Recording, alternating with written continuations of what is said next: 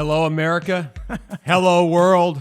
I'm here with an amazing guest. I can't wait to launch into this podcast. I'm Bo Parfet, and I'm one of the guest hosts of the Impact Podcast. Today is March 17th, 2022. We're at Ponte Vedra, Florida. And for those that don't know where that is, it's right outside of Jacksonville, Florida. And we're here for the DLP Mastermind event. And DLP puts on a lot of events around the country, as many of you know. And we have about 400 people here. So there's about 250 real estate operators that borrow money from us, either debt or equity. And we have about 200 investors that are here with us out of our 2,100. So this is a great mastermind event that we're excited to put on. And we're big on content. We're big on education. And what drives a lot of that education is bringing in world-class speakers from all over the world. So I'm very proud and honored to introduce to the audience Trav Bell from Australia. Welcome. Hey, Bo. I'm stoked to be here, man. Yeah, thanks for having me. Yeah, thanks for being here. Awesome. This looks like an awesome event. Can't wait to be a part of it. Wonderful. So for the audience, the agenda is I'm going to ask some good questions that I know a lot of people want to hear the answers to. Sure thing. And then we're going to take a break and do a fun lightning round, which people like doing it. We have a lot of fun with it. No worries at all. And then we'll wrap up with some more questions. Cool. Okay? Cool. Can you understand my Australian accent? Yes, sir. All right. Good. All right. Wonderful. So you are most known for being the bucket list guy, and I want to get there. Yeah, for sure. And you go all over the world talking about the bucket list and how that can impact people's lives. Yep. But let's talk about you as a child, as a boy. But who were you? What were you like before you became the bucket list guy? Well, I pretty much, as you say in America, I was pretty much a jock growing up. So we'll probably talk about sports, no doubt. But I'm a surfer. I'm a competitive surfer. I grew up surfing, swimming, surf lifesaving, basically a dolphin, and just grew up in the ocean. So I live overlooking the ocean where I grew up, and it's just all part of me. So I've always been involved in those sports at a competitive elite level, and that led me to do a physical education degree at university. And in third year uni, back in the kind of mid-90s, I started this thing called personal fitness training, which was just starting in Australia. So I got my first client in the mid-90s, and there was hardly any personal trainers running around Melbourne, where I'm from in Australia, which is the southern part of Australia. So Ocean Grove is where I grew up, about an hour and a half out of Melbourne in Australia. So started personal training back then, and grew it from one client up to tens of thousands of clients around Australia. I was the first to franchise personal training in Australia. We had a chain of personal training studios, helped, like I said, tens of thousands of clients, did over 2 million personal training sessions, not just me, not that fit, but had staff about 300 under that umbrella. And then, long story short, I did that for 20 years, but here's the warts and all story, that I had some people come into my life, some things happened in my life, a bit of a mental health perfect storm. Down the rabbit hole I went in terms of depression. So even though running this big business, it was great, I sort of lost touch with who I was and let some toxic people into my life. But instead of going on heavy antidepressants, which I knew a lot of clients had been on heavy antidepressants and they're walking around, like a zombie, I chose to get right into, try and get to the root cause of what I was going through at the time, and started going to events like this and getting coaches and doing Burning Man Festival, walking on fire, doing ayahuasca, the whole thing to work myself out and work through some stuff.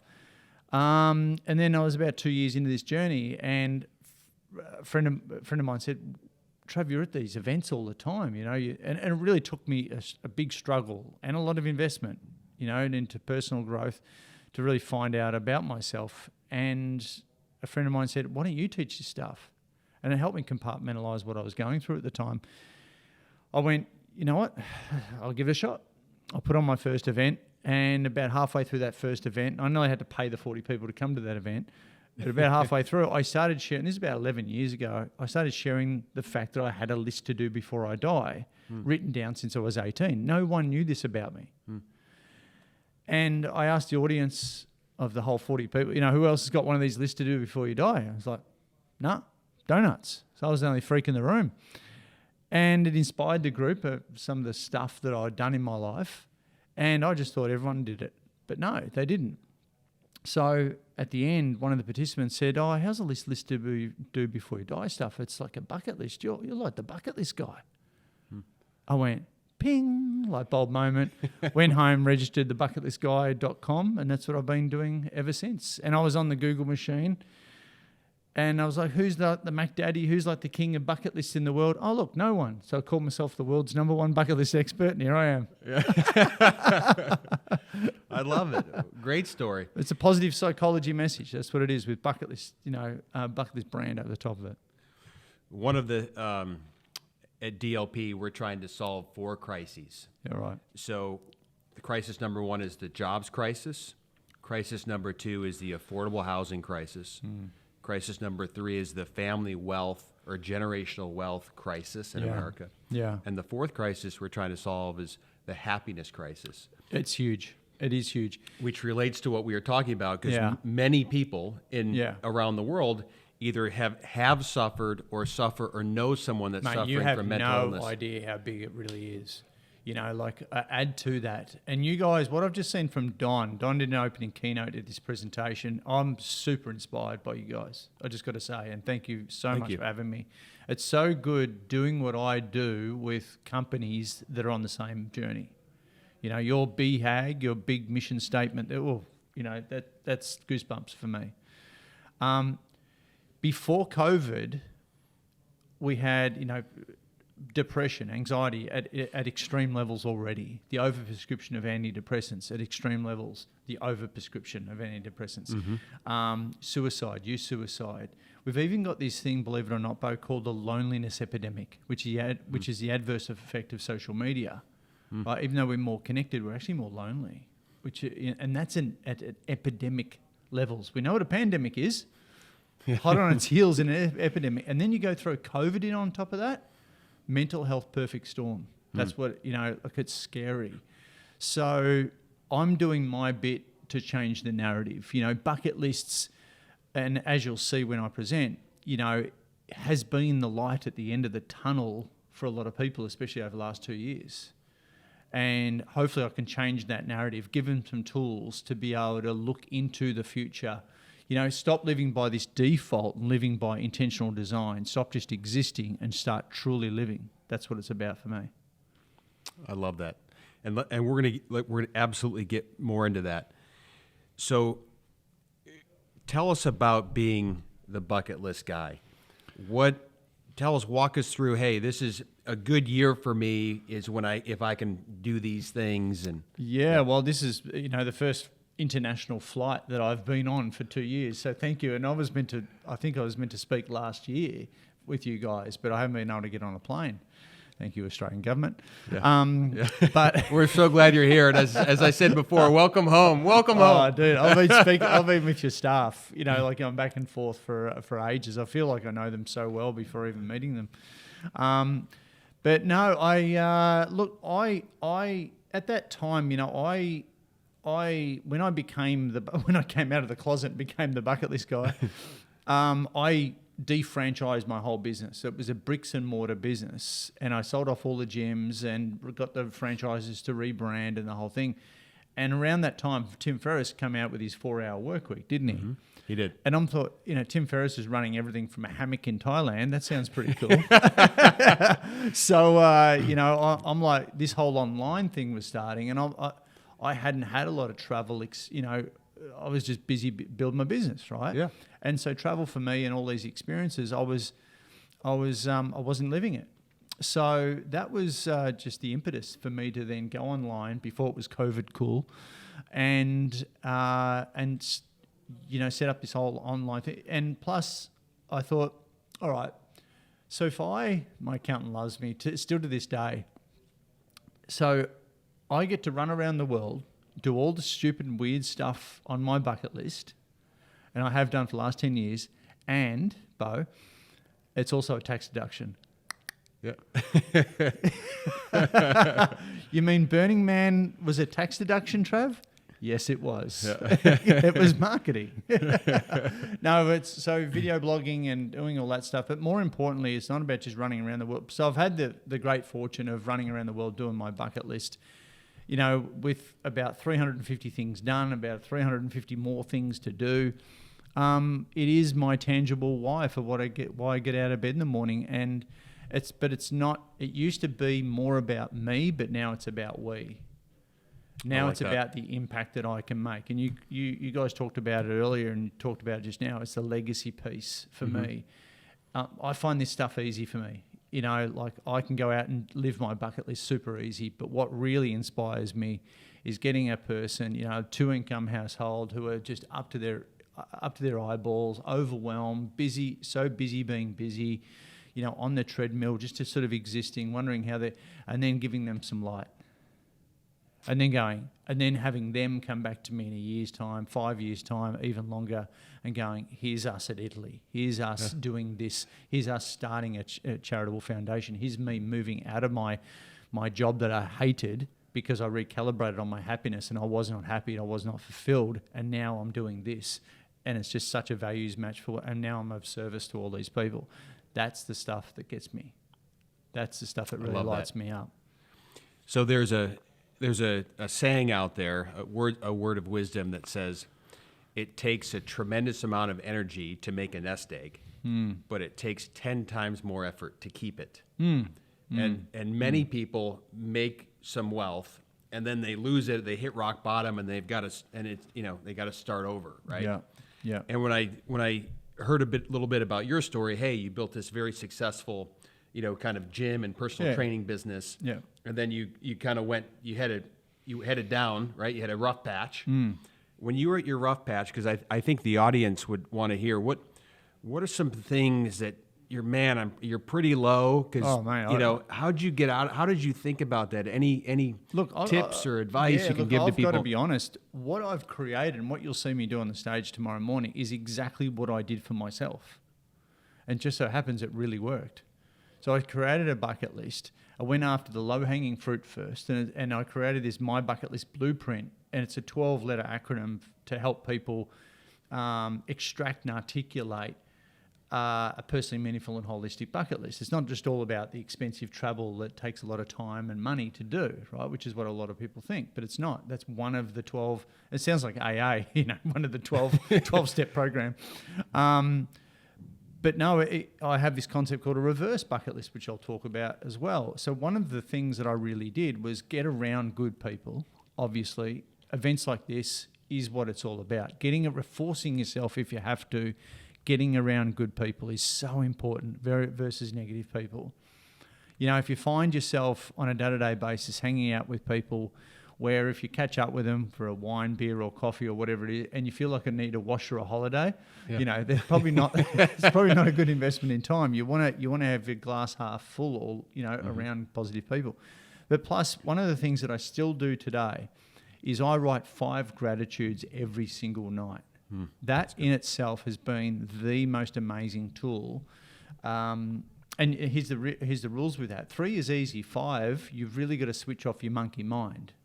I'm sure I don't have to tell you about that, but it's hard to just stop these days and get a good night's sleep if you don't have some rules and rituals, routines set in place. So one of the things that I've got, and I'll do it tonight, is to switch off my monkey mind, and I'll write 5 gratitudes every single night. And that is, I do it at the end of the night. It switches on the right brain chemistry for me to have a great sleep.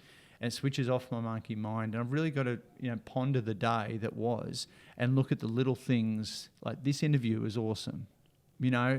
Gratitude. You're not allowed to say the same thing twice, by the way. So if you say, I'm really grateful for my family, you're not allowed to say that tomorrow or the next day or the next day. I've been doing this for years. So it forces you to notice all the little things. The devil's in the detail. All right, all the little things that have gone right for you or that brought a smile to your face on this day. It's really cool exercise, and I like that. You get enough of this brain, good brain chemistry going on, and these chemicals flooding. it's addictive, you know, and you're searching on the day-to-day, you're searching for what makes you happy versus what doesn't make you happy. Oh, the other thing, switched off the news. Yes. Good one. People, gratitudes, news. I like it. Good nuggets there. And I Well, know, it's I know funny, a lot. isn't it? Yeah, Because yeah. everyone's like, oh, you know, we're going through mental health. All right, well, we start the day watching the news. We finish the day watching the news. No wonder we're all depressed, dude. Yep, we're fans of that as well, and it's I don't know. It'd be nice if somebody tried to crack that code, but the news does seem to have a pretty large bent on negativity. We can change. Yeah. We can change. We have the power. We can control. I say we can control the controllables. Yeah. Right. So control the control. You can control your notifications. You can control what apps you've got on your phone. You can control, you know, what you see in your peripheral vision on a day-to-day basis. You know, people have got to stop being the victim. Agreed. Take responsibility, ownership over their lot in life. Control the controllables. I like that.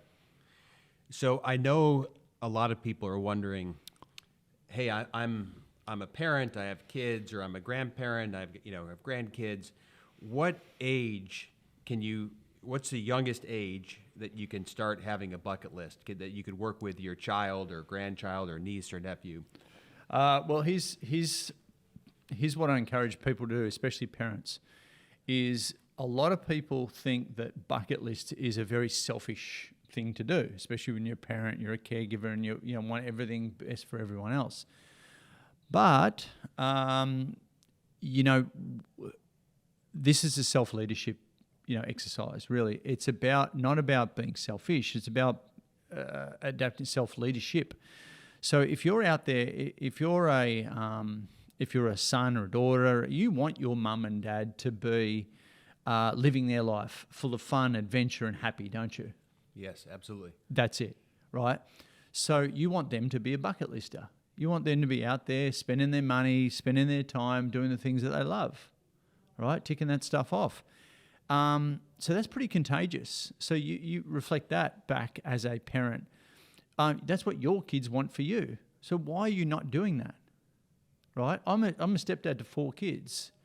It's not what I say. It's how I lead my life is the best example for the teaching experience. It's me being a bucket lister first and foremost, not just talking about it. So you've got to have your own individual list. Are you married? I'm married, yep. With 2 boys. Beautiful. So you and your partner have got to have a couple's bucket list as well. That gets a little weird. Okay. I'm just saying. Yeah. And then we have a family bucket list. All right. So you got 3 bucket lists. You got yourself and your partner. She's going to have her own one as well. Yeah. And you're going to have a couple's bucket list and a family bucket list. And you watch magic happen.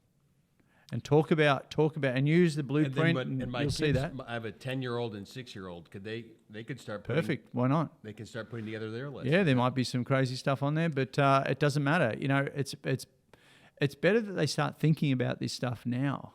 I've got 2 15-year-old boys, 23 and a 24-year-old.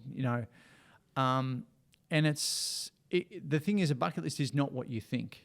You'll see this. When I go through this My Bucket List blueprint, we're talking about the not just travel, but all the how you want to express yourself out there in the world. Mm-hmm. The ultimate challenges that you've set for yourself. I'm doing one at the moment. Is to read. It's an ultimate challenge. You might think, oh, that's a marathon or that's an Ironman or something like that. No, I'm reading. I've done all that. That's great, but I'm reading 52 books in 52 weeks right now. Cool. Right, that is an intellectual challenge. That is hardcore, but it's changed my life, right? And so far, Mr. Tickle has been my favourite book. Oh, really? No, okay, it's a joke. Okay. The Mr. Men books. Yeah, no, I have those? It's called Mr. What is it called? No, it's like a Dr. Seuss kind of book. Oh, okay. Anyway, okay, crap cool. joke. Yeah. No, but it's changed my life. So we've got. And it's fears that you want to conquer. And so that no matter what the age and no matter what comes out, this is not a comparison again. Mine's bigger than yours. You don't have to be a an extreme, Everest summiting, base jumping Ironman, sponsored by Red Bull here. It's whatever stretches your comfort zone, and it's relative to you and your life and where you're at right now. And so, just doing your first a speech in public, or just doing. I've had people go, you know what, I'm really fearful of being seen. So, all right, on my bucket list is to do a Facebook Live. Cool, no judgment, whatever. So it's really about stretching your own comfort zone, whatever that might be. So that's another important question, because my first thought was, hey, is there a number? Everyone, hey, you have to start with 100 things on your bucket list. But kind of what I'm learning now as we're just having this great conversation is maybe some people have 300 items. Maybe some people have one. Doesn't matter. Right? So they start with one. They start with 10. Exactly. And you got two sorts of bucket lists here. Well, you got three, in fact. You've got your future bucket list, which is all the stuff that you want to do in the future. But you've also got a reverse bucket list. So a reverse bucket list is all the stuff you've done in your life. So that is in itself a big gratitude exercise. Yeah. So you cross something off, you tick something off there, and it goes onto your reverse. And when you're having a down day, and we all do, you reflect on your reverse bucket list, and it just brings a smile to your face of all the accomplishments. So I'll do this tomorrow, and we live in such a forward-facing world. And like I said before, I've studied a lot of positive psychology, and this pretty much is the science of positive psychology, just with a bucket list brand over the top of it. And positive psych is performance-based psychology. So it's to help people live more, integrate more meaning, more purpose, more fulfillment, and more gratitude into their life, right? And that, they want to be integrating that into their work and their life. So if you're doing more of the stuff that you love, then you'll be happier. It's simple as that. So one of the pillars of positive psych is obviously gratitude. So the reverse bucket list is one of those ways of how I've played that out. So we've got the future bucket list, reverse bucket list. And the reverse bucket list is a big gratitude exercise. Well, it's all the stuff you've done. I like that. So I'll ask tomorrow in the seminar, all right, give us 5 things that you've done in your life as if they were on a bucket list. So I'll ask you, give me just 3 things that you've done in your life as if they were on a bucket list. Go. 3 things on my reverse bucket list or current? That you've done. No judgment. They can be weird. Sure. I have climbed Kilimanjaro. Boom. Got married. Boom. Okay. And had 2 kids. There you go. All right. So claim it. So, but when you think, all right, what about over the timeline of my life? If we had more time, over the timeline of my life, we'd really flesh that out. And if you saw a picture of each of those represented, you'd be like, I've done a fair bit. I'm stoked with this. And that's so important for happiness, dude. And that's what I want for people, to build out your future, to build out your reverse until you die. You've got another list, and it starts with an F. I won't say it. It sounds like truck it list, and I won't say it. That's all the stuff you don't want to do ever. Yeah. The truck it list. I like that. I like it. Truck it. Wonderful. And one of the things we talk about at DLP is, there's a great book called Mindset, I think by Dweck. Carol Dweck. Yeah, Carol Dweck. Yep, one of the 52. Is it one of your 52 books? Awesome. So for people that don't know, there's people with a growth mindset and people with a fixed mindset. Yep. And you go back and forth between the two naturally, but you want to obviously spend the most time in your growth mindset. Yeah.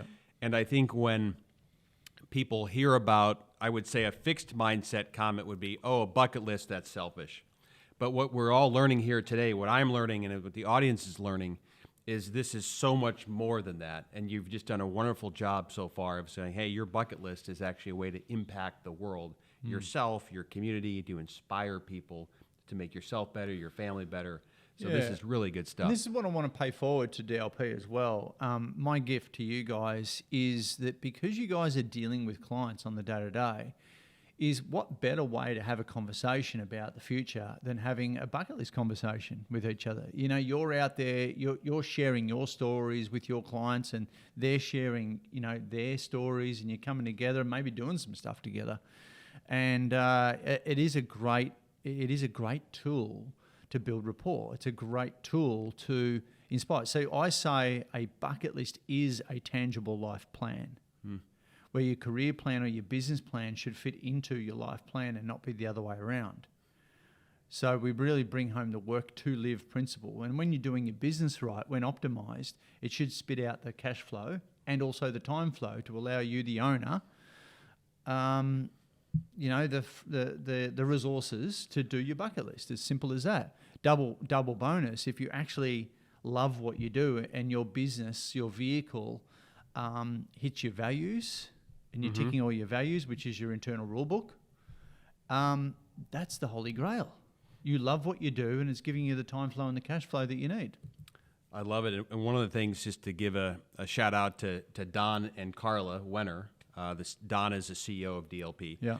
Don and Carla have 2 biological boys, and they always wanted to adopt. So on their bucket list would be, hey, we want to adopt a child, because there's hundreds of thousands, if not millions of children that will grow up in America without a mother or father to love and hug I'm them. adopted.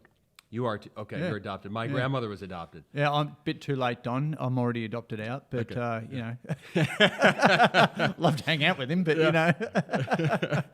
So they adopted a boy recently, a baby boy, Jacob, which is wow. really cool. Very cool. We also have these things called rocks, which is kind of neat. And some of the audience know, in front of us here is Don's book, Building an Elite Organization. Wow, cool. Which is actually the #1 book in the world. And it was a bestseller list on Wall Street Journal and USA Today. Cool. But inside here, we have these things called rocks. Yep.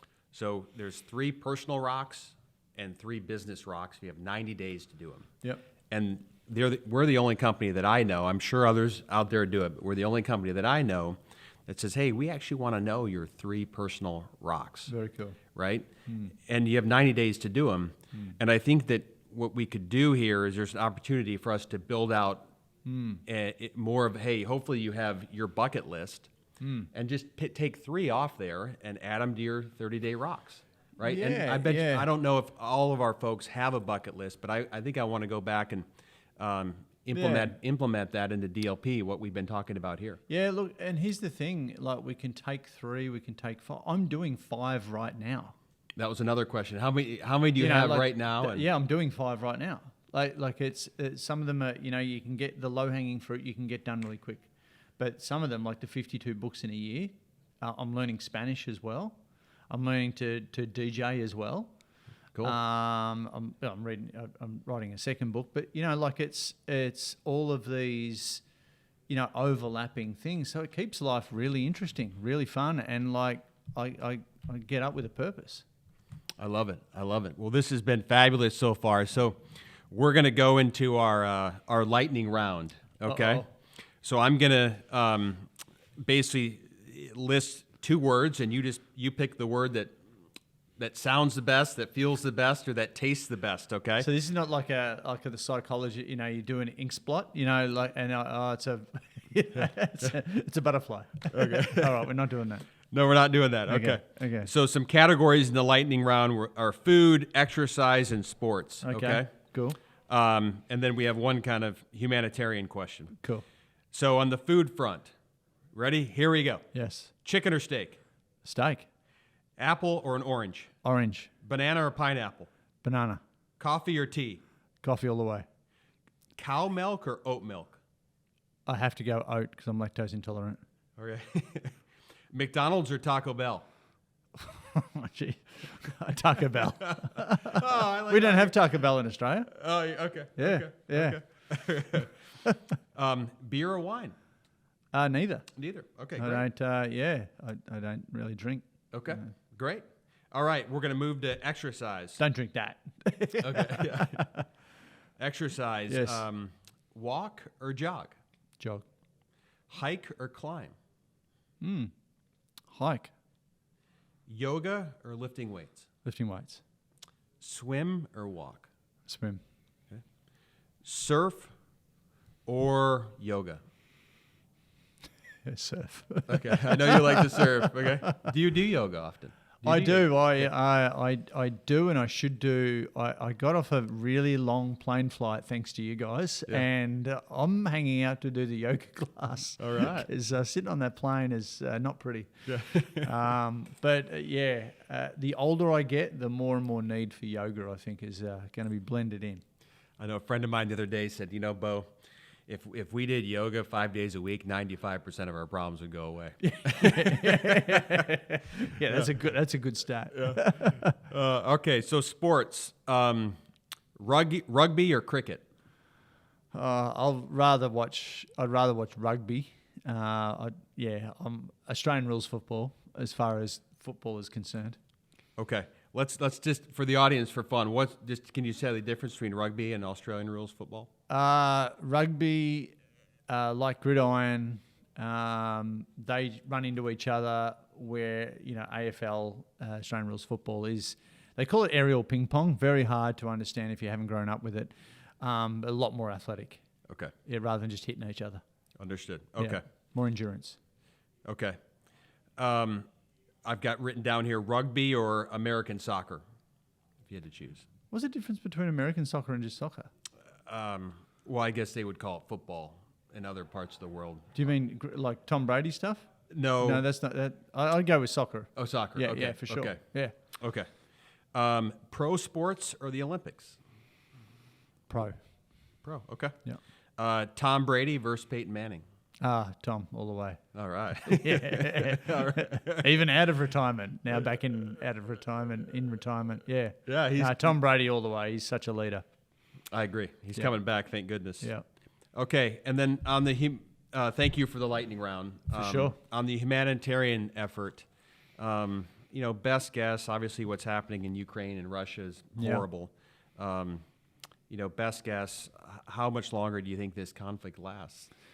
I don't know. Well, and I've just told everyone on this podcast, stay away from the news. But Zelensky is such a leader. Oh my God, he's come out.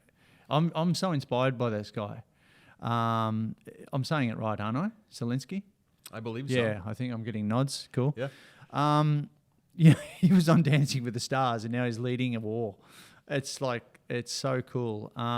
But how everyone has picked up a gun and just the Ukrainians have picked up a weapon and just gone, no, they're not taking it over.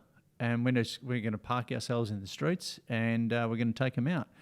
I think that is so powerful. I think that the wheels are coming off for Russia, but we don't know the heavy artillery going to bring in. If we do the whole no-fly thing, then you guys and us, because we're alliances obviously with Australia, and there's World War III. No one wants that. But where do I go from it? But I don't know. I can't see in this modern era that a guy think he can be bombastic and just walk into a country and everyone's going to be subservient to him. That doesn't make sense.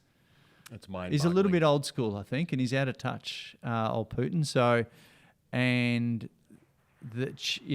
banning, the war on information is crazy, isn't it? What they've done in Russia and how they've banned all the information. But all those, now we've got hackers that are hacking that whole system and allowing Russians to actually hear what's going on. It's really cool. That propaganda machine the wheels are coming off that as well. But I just hats off to the Ukrainian people, although it's so sad.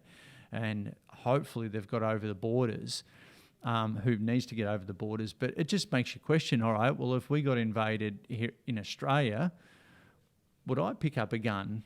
I've got no idea what to do. We don't do guns in Australia. Would I pick up a gun and have a go? I probably would.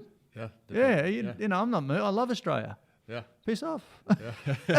And Elon Musk, we got to love Elon Musk. He actually challenged Putin to a duel. Yeah, I saw that to a cage fight or something, didn't he? He's a hoot. Just give Elon the keys to the world, just run it, mate. And how he said it, he goes, so I challenged putting him to a duel, and I'm going to use my left hand, and I'm not even left-handed. So for those of you that don't know, Princess Bride, very funny movie line reference. I think anyone who, apparently Putin comes out every year with his own calendar. You know those pictures of him on horseback with no shirt on? Yeah. You know, like that's all part of the Putin calendar that goes out every year. All that, you know. It's bizarre. And it's like, anyway. All right, so we have we'll keep migrating along here. We went deep then, didn't we? Yeah. A lot of our audience is big on passive income. And one of the things that there's a big movement around that's, okay, so I have my vertical income. So my vertical income is what I make at my job. You're active. And my passive, and then my passive income is what do I make from my investments. Yeah. And if you can have your passive income surpass your vertical, well, then you are financially free. Yeah. And if you want to keep working at your job, you can. It's your choice. But you could go do something else if you wanted. So do you have passive income? Definitely. And talk a little bit about how you think about passive income. And Oh, look, it's, you know, I love the Bob Dylan quote. A man gets up in the morning and goes to a man is a success, or a woman. A man is a success when he gets up in the morning, goes to bed at night, and does what he wants to in between. I think passive income allows you to do exactly that. You know, like I actually don't get just having a job. I don't get not having passive income, to be honest. So I've got property. I've got shares and all that sort of thing. But it's always building, you know, just like everyone else. But double bone, I do love what I do. I can't. One of the things the pandemic has taught me to realign, recalibrate on what I actually love doing. So it's allowed me to say yes and no to certain things. I've connected way more with my family. I'm like, all right, well, what do I got to do to be around my family more? Passive income, you know, versus active income. I've done a restock on. I love this stuff. I love speaking. I love travel around the world. Let's do more of that, even, you know, in the next few years. So, I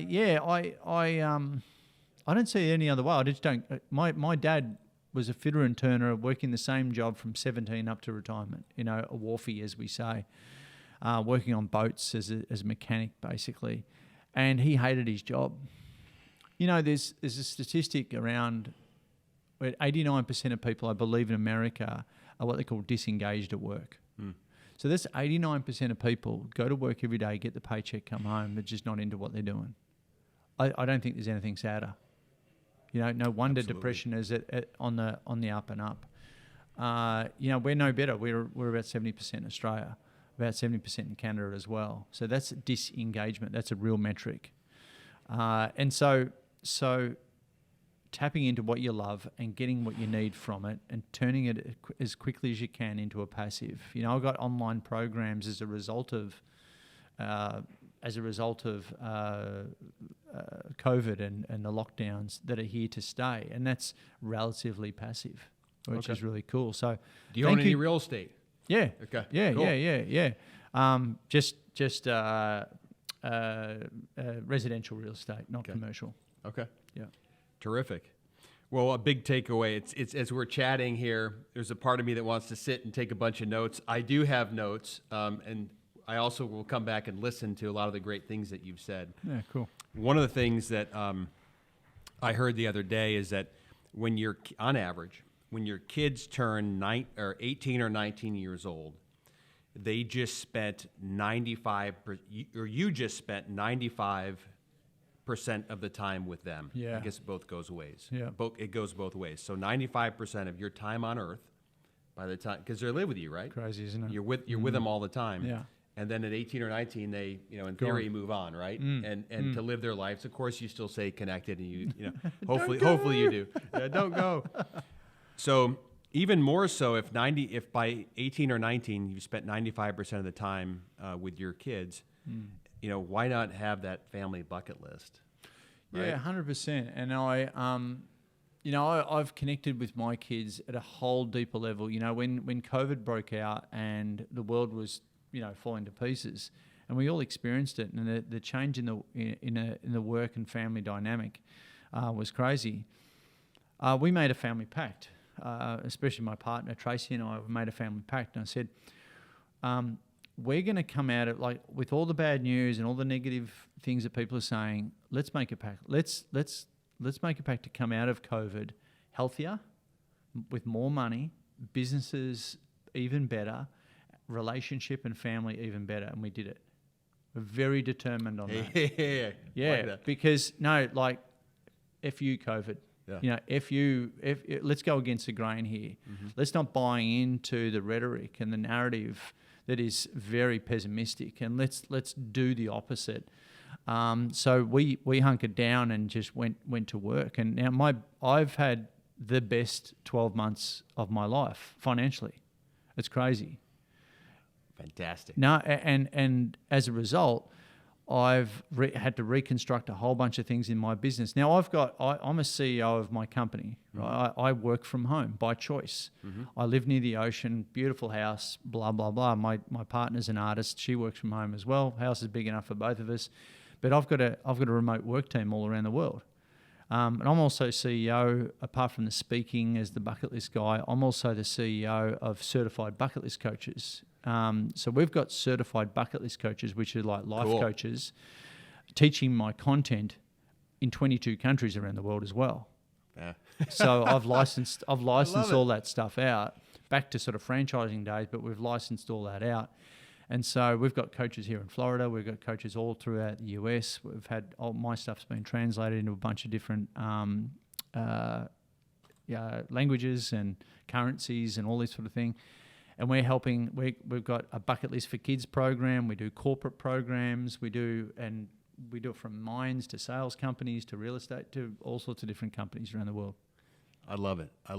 Yeah, but I run it all from home by choice. It's all about lifestyle design, and that we've again overusing the word recalibrate on what do I want and Don was talking about this earlier. What do I want my life to look like? A lot of people have done that stock take, haven't they? How do I want to run my day? And I saw his, day to day, blow by blow, kind of, you wake up in the morning, go to bed at night. What are you doing in these half an hour time blocks? Such a powerful exercise. How do you want your typical perfect day to go? How do you want your typical perfect week to look like versus what it is now? And what are the chess pieces? What are the big rocks? What are the big chess pieces that we're going to move and go from there to there? And that's so powerful. A lot of people don't do it. Wonderful. Well, I know we're getting towards the end here, and I have one last question. Okay. Is it a political one as well, or are we going to go religion? I think that we've covered all topics. If we turn the clock ahead 10 years, where do you see yourself? Wow.